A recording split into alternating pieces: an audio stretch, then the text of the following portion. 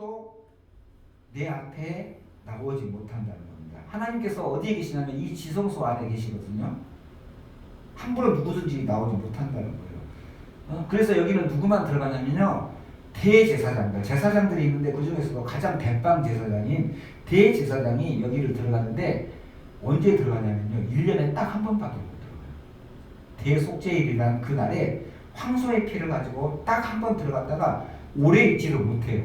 왜냐하면 하나님이 죽여버려요. 그러니까 빨리 가서 이 피를 갖다가 붓고 하나님을 뵙고 빨리 나와야 되는 거예요. 뒷걸음 뒤쳐서 나와야 돼요. 등을 보여서도 안 돼요. 우리 사극을 보면 옛날에도 대통령 앞에 나갔다 올 때 어떻게 해요? 아무리 높은 신하라고 할지라도 등을 돌리고 나오지 못하죠. 바로 나갔던 그 자세 그대로 이렇게 오잖아요. 그런 것처럼 이 대제사장도 그렇게 뒤로 나와야 되는 거예요. 등을 돌렸다가는 죽는 거예요. 하나님이 죽여버리는 거예요. 그리고 여기는 성소에는 누가 들어가냐면요, 제사장들만 여기까지 들어갈 수 있어요. 제사장들만. 이스라엘의 남자들은 여기 함부로 못 들어가요. 그리고 여기 있잖아요, 제사장의 뜰이라는 것이 있잖아요. 이런 일반 제사장들이 여기 있어서 여기서 제물을 잡아서 제사도 드리고 이렇게 하는 거거든요. 그래서 제사장들은 여기까지 나올 수 있어요. 그리고 여기 이스라엘의 뜰이 있죠. 여기는요, 20세 이상 된 남자들 있잖아요. 성인 남자들만 여기까지 들어갈 수가 있는 거예요. 이 남자들은 여기 제사장의 뜰을 들어갈 수 있어요, 없어요? 절대 없어요. 들어가면 죽어요. 그리고 이 성소에는 더더욱이 들어갈 수 없고, 여기 지성소는 더더욱 꿈도 못 꾸는 것이죠. 그리고 여기 이제 제사장들의 뜰 바깥에는 이스라엘의 뜰 바깥에는 뭐가 있죠? 쭉 나와보면 여기 무슨 뜰이죠? 여인의 뜰이 있습니다. 마이크 조금 볼륨을. 여인의 뜰이 있죠. 여기는 여자들만이 들어갈 수 있는 곳이에요. 여자들만이. 예? 그리고 이제 여기 이 바깥에는요, 여기 현관을 나가서 이게 바깥 내 뜰은요, 이방인의 뜰이라고 있습니다. 여기는 그림이 안 나타나는데 이방인의 뜰이라고 있어요. 여기 이방인의 뜰은요, 이스라엘 사람들이 아닌 다른 민족들 있잖아요. 다른 족속들, 그 사람들이 여기까지만 나올 수 있어요. 근데 여기에 딱 높은 담이 쳐져 있어요. 높은 담이 쳐져 있는데 거기에 현판에 뭐라고 써 있냐면요, 누구든지 이방인들이 이 금을 넘어서 여기에 들어오면 그 자리에서 맞아 죽는다, 그렇게 써 있어요. 그래서 이방인들은 절대 여기 들어올 수가 없는 거예요. 여기 여인의 뜰에도 들어올 수가 없어요. 여러분, 그런데 아이들의 뜰이 있습니까, 없습니까? 아이들의 뜰은 눈 씻고 찾아봐도 그 어느 곳에 없어요. 이건 뭘 말합니까? 아이들의 지위가 그만큼 낮았다는 걸 말씀인 것입니다. 아시겠어요? 그래서 이 이스라엘의 인구 조사를 할 때 아이들은 포함되지 않아요. 숫자에 포함되지 않는 거예요. 예수님께서 보리떡 5개와 물고기 2마리로 5,000명을 먹이시고 12강두리를 더 남기셨잖아요. 근데 그때 숫자를 세어보라고 했습니다. 그럴 때 숫자를 세웠는데 뭐라고 그렇게 성경에 기록되어 있냐면은 장정만 5,000명이었더라, 그렇게 말합니다. 이스라엘의 20세 이상 된 남자들만 세어보니까 5,000명이었더라. 여자들과 어린아이들은 딱 제외가 되어버리는 거예요. 그렇게 여자들과 어린아이의 지위가 낮았습니다, 예수님 시대에. 지금 저와 여러분들은 다 이렇게 교회당 안에 나와서 누구든지, 어린아이는 누구든지 할 것 없이 다 같이 함께 예배를 드리잖아요. 구약 시대는 꿈도 못 꿀, 상상도 못할 거예요. 예수님으로 말미암아서 이제 우리가 이렇게 누구든지 하나님 앞에 나와서 이렇게 예배를 드릴 수가 있는 거예요. 할렐루야. 응? 그래서 이 어린아이들은 자신을 굉장히 낮은 자로 여기면서 살았던 것입니다. 까닭에 예수님께서 어린아이를 불러서 제자들을 중앙에 세우시고 3절에서 어린아이들 같이 되라, 4절에서 자기를 낮추라, 그렇게 말씀하십니다. 높아지는 데 관심을 갖지 말고 낮아지는 데 관심에 초점을 맞추라고 하십니다. 왜죠? 이제는 하나님께서 자신을 낮추어서 죄 있는 사람의 몸을 입고 이 땅에 오셨기 때문입니다. 죄인들에게 가까이 하나님이 오셨기 때문입니다. 그분이 누구시죠? 그렇습니다. 바로 예수님이십니다. 이제 예수님을 통해서 새로운 하나님 나라가 임하고 시작되었습니다. 나아가 가이사랴 빌립보에서 주는 그리스도시요 살아계신 하나님의 아들이시다라는 고백을 베드로로부터 들으신 예수님께서는 죽음의 세력이 이길 수 없는 그 새로운 하나님 나라인 교회를 세우실 것을 계시하시고 약속하셨죠. 그런데 새로운 하나님 나라인 교회는 그냥 말씀으로만 뚝딱 세우시는 것이 아니라 예수님께서 고난받으시고 십자가에 죽임 당하심으로 그 교회를 세우신다는 겁니다. 이미 예수님은 낮아지시고 섬기심으로 교회가 탄생되고 설립될 것임을 제자들에게 가르치셨던 것입니다. 하지만 제자들은 그런 가르침을 이해하지도 못했고요. 받아들이지도 않았습니다. 그들은 여전히 구약 시대 때의 하나님의 통치 방식인 높은 자가 낮은 자를 지배하고 다스리는 방식만을 생각하고 고집하고 꿈꾸고 있었던 것입니다. 박해받는 메시아? No. 낮은 자를 섬기는 메시아? No. 그래서 낮아지셔서 구속사역을 이루시는 그 메시아는 귀담아 듣지도 않았습니다. 아니 거절했다고 봐야 없습니다. 방금 전에도 인자가 장차 사람들의 손에 넘겨져 죽임을 당하고 제3일에 살아나리라 예언하시고 가르치셨지만은 근심만 했습니다. 그러다가 성전세 논쟁에서 예수님으로부터 너희는 하나님의 아들들이고 예수님 나와는 형제관계다라는 말을 듣고서는 모자나 예수님께서 수도 예루살렘에 올라가서 왕이 될 때 누가 가장 높은 관직에 올라 통치할 것인가를 예수님께 묻고 있는 것입니다. 참 어리석고 무지한 제자들이 아닐 수 없죠. 하지만 어린아이와 같이 되라는 예수님의 명령은 그 당시의 문화적 배경으로 볼 때 참으로 받아들이기 어려운 그런 급진적인 말씀이었습니다. 그러기에 제자들을 사랑하신 예수님께서는 한 어린아이를 불러 실물 교육까지 시키시는 겁니다. 어린아이들 같이 되어야 한다고요. 자기를 낮추어야 한다고요. 그래야만 천국에 들어갈 수 있다고 하십니다. 여기서 말하는 천국이란 우리가 죽은 다음에 우리 영혼이 올라가서 거하는 그런 천국이 아닙니다.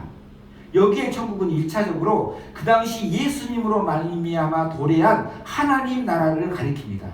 그리고 예수님께서 무지한 유대의 종교 지도자들과 정치 지도자들에게 십자가에 달려 피 흘려 죽으시고 무덤에서 다시 살아나심으로 죄 문제를 해결하시고 죽음의 권세를 꺾으시고 사탄의 권세를 물리친 후에 발전된 하나님 나라를 지칭합니다. 그 나라의 천국에 들어가지 못한다고 가르치십니다. 누가요? 천국에서는 누가 크냐고 질문하는 예수님의 제자들이에요. 자기 자신을 어린아이처럼 낮추지 않고 높아지기만을 추구하는 제자들이 그 천국에 들어가지 못한다고 예수님은 말씀하시는 겁니다. 그러면서 예수님은 천국에서 큰 자는 자기를 낮추는 자들이라고 말씀하십니다. 천국에서 높은 자가 되고 싶거들라 자기를 낮추어야 한다고 역설적으로 가르치십니다. 4절을 보십시오. 그러므로 누구든지 이 어린아이와 같이 자기를 낮추는 사람이 천국에서 큰 자니라. 실로 완전한 반전입니다. 보십시오.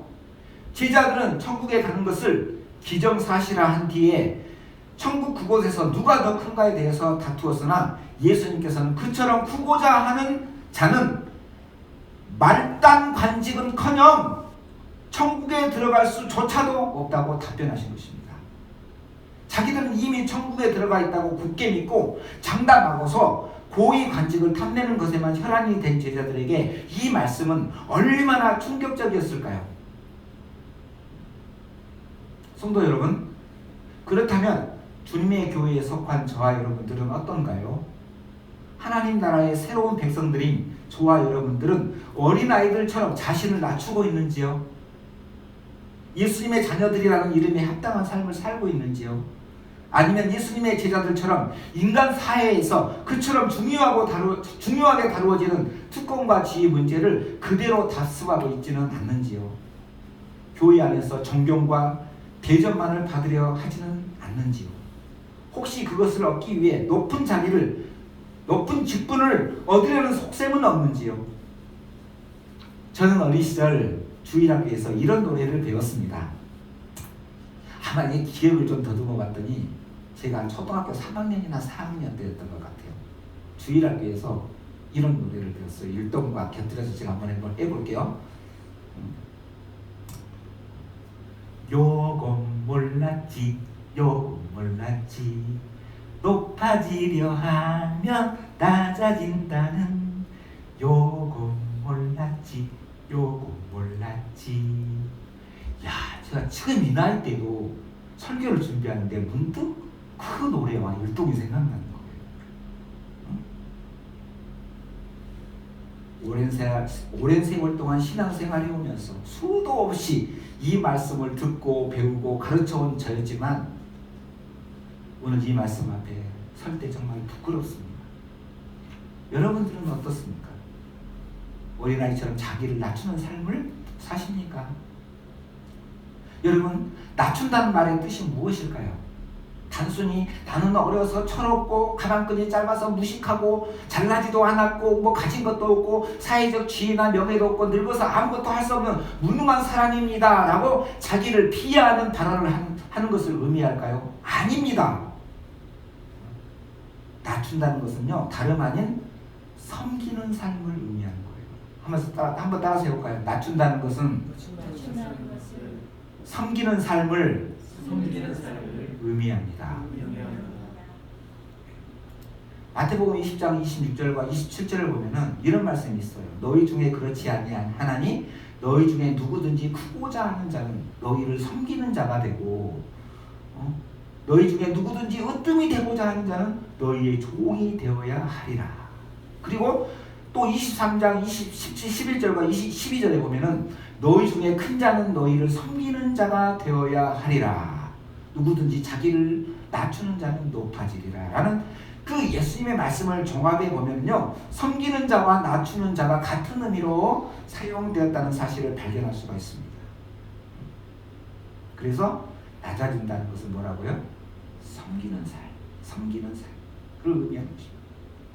낮아짐과 섬김의 삶을 교훈하신 우리 구주 예수님께서는 몸소 자신을 낮추셨습니다. 철저히 섬김의 삶을 사셨습니다.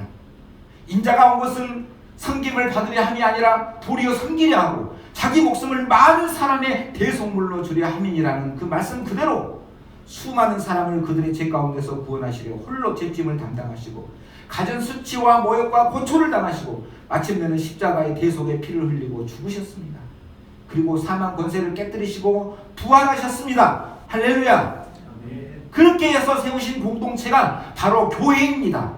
죽음의 권세가 이길 수 없는 교회를 세우기 위해서 먼저 주님은 제자들을 부르시고 그들로 하여금 낮아지고 섬기는 삶을 살도록 가르치고 명령하셨던 것입니다. 몸소 부활하심으로 믿을 만한 확실한 증거를 보여주시고 부활의 증인이 될 것을 명령하셨습니다. 가서 모든 민족을 제자로 삼아 아버지와 아들과 성령의 이름으로 세례를 베풀고 내가 너희에게 분부한 모든 것을 가르쳐 지키게 하라는 대사명을 주셨습니다. 무덤에서 부활하신 예수님을 목격하고 만난 제자들은 변화되었어요. 높은 지혜와 권세를 얻어 다스리고 섬김을 받고자 하던 욕망을 과감하게 버리고 예수님처럼 겸손히 낮아지고 종으로 섬기는 삶을 살았습니다. 복음을 들고 유대와 사마리아와 땅끝까지 가서 전했습니다. 가진 해유와 협박과 핍박과 매맞음과 감옥의 갇힘과 죽음의 위협에 조금도 굴하지 않고 복음의 증인의 역할과 사명을 충실히 감당했습니다. 그러다 모두 순교의 죽음을 맞이했습니다. 놀랍지 않습니까? 무엇 때문입니까? 부활의 능력과 권능 때문입니다. 그 사도들의 수고와 고생과 죽음으로 말미암아 생긴 것이 바로 교회입니다. 바로 저와 여러분들입니다. 교회는 이 건물을 말하는 게 아니에요. 예수님을 믿는 사람들의 모임, 공동체를 말하는 것입니다. 저와 여러분들의 교회인 거예요. 사도들의 그 수고와 죽음으로 이 교회가 탄생된 것입니다.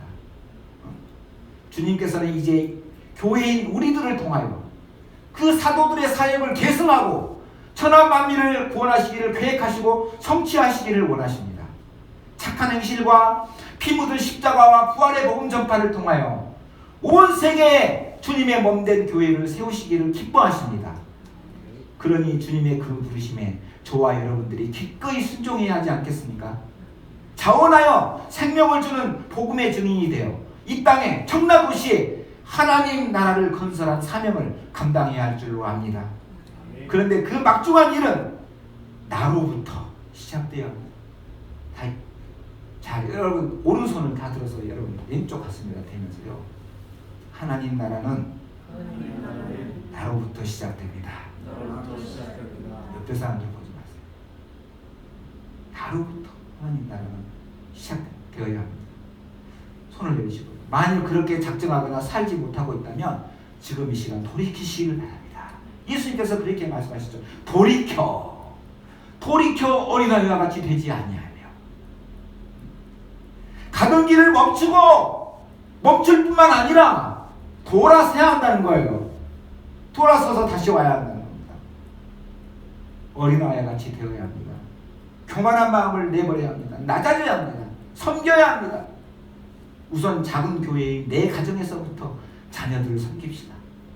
그리스도를 믿지 않는 세상 사람들이 하는 것처럼 부모라는 이름으로 작고 힘없는 아들, 딸들을 업신여기거나 억누르거나 힘으로 다스리려는 생각부터 버려야 합니다. 남편도 아내를 그런 식으로 대해서는 안 됩니다. 다 큰 자식들 앞에서 호칭도 존칭인 여보가 아니라 야 누구야 라고 하대한다든지 일만 죽도록 시키고 밤일까지 요구하고 마음에 좀 안 들면 욕짓거리에 때리고 그래서는 안 되는 거예요. 설거지나 청소, 빨래 개는 것도 좀 거들어주고 따뜻이 손잡아주면서 못난 나만나 고생시켜서 미안해. 그리고 나 닮은 아이들 낳아주고 잘 키워준 거 너무 정말 고마워. 사랑해. 앞으로 더 잘해줄게. 이런 말 한마디쯤 진정성 있게 용모를 담아서 해줘야 하는 것입니다. 생일이나 결혼기념일도 기억해서 좀 챙겨주시고요. 이렇게 그리스도를 본받아 사랑으로 종노릇해야 합니다. 섬겨야 합니다. 뿐만 아니라 직장과 사회와 모든 인간관계에서 예수님을 따른 겸손과 섬김의 삶을 살아내야 합니다. 사랑하는 찬미교회 성도 여러분, 현재의 한국교회는 어린아이와 같은 신자에 대한 관심과 사랑과 섬김이 너무도 부족합니다. 점점 식어가고 있습니다. 하지만 한국교회를 비판만 할 게 아닙니다. 우선 우리 교회 안에서부터 연약하고 힘없고 돈을 쏟아붓기만 해야 하는 어린이들과 청소년들과 청년들을 관심 갖고 섬깁시다. 다음 세대를 사랑으로 기릅시다. 용기와 위로를 주고 몸으로 헌신하고 물질을 아낌없이 지원하고 정성을 다해 기릅시다. 기도와 말씀으로 부흥시키십시다. 기독교의 기본 진리조차도 모르지만 예수님의 교훈을 실천하려 애쓰는 초신자들과 가난하고 홀벗고 상처받고 늙고 병든 성도님들을 사랑하고 섬깁시다.